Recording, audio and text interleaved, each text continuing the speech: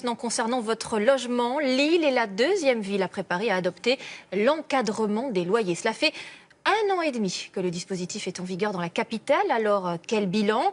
Les locataires s'y retrouvent-ils? Les propriétaires jouent-ils le jeu? On voit cela avec Andrine Dida, Mathieu Régnier et Soigny Thiebaud. Paris, ses monuments et ses loyers hors de prix. 865 € pour 17 mètres carrés et même 1100 € pour la même surface, bien loin des prix fixés par l'encadrement des loyers. En caméra cachée, nous visitons un studio dans le 14e arrondissement. Loyer, 850 € pour 20 mètres carrés. Pour le prix, le fils de la propriétaire a une explication très simple. Donc, toilettes, baignoire, ça c'est carrément, sans à Paris, hein, dans ce genre de loyer, c'est un peu le luxe, quoi.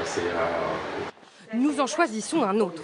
Même surface, 20 mètres carrés, mais plus cher, 900 € par mois. La couette, les draps sont fournis. Ce propriétaire, lui, justifie son loyer par l'emplacement de son bien. Voilà. Paris, le loyer, c'est le plus cher en France. Ouais. C'est la capitale aussi. Hein, c'est pas... Et puis ici, on est à 5 minutes de la gare de Lyon, on est à 5 minutes de la Bastille. Ici, le loyer ne devrait pas excéder 775 €. Quand on lui pose la question, le propriétaire s'en moque. Gère la mairie. Mais la mairie, moi j'ai jamais eu de contrôle de la mairie ici. Jamais. Depuis le 1er août 2015, les propriétaires sont tenus de respecter un barème. Le loyer fixé ne peut être supérieur de 20 % au loyer de référence, ni être inférieur de 30 % à ce prix de base. Il y a 6 mois, Boris a emménagé dans cet appartement avec son ami. Alors là, nous sommes dans le couloir. 34 mètres carrés pour 1 240 € par mois, dans le 15e arrondissement. Une somme qui lui paraissait élevée. Pour connaître son loyer de référence, Boris s'est rendu sur ce site, ce qui lui a permis de voir qu'il payait beaucoup trop cher. Ce qui nous donne un loyer maximum de 946,56 €. 300 € de différence, c'est énorme. C'est pas mal. Ça fait une belle somme. Ça fait plus que 3 000 € à la fin de l'année.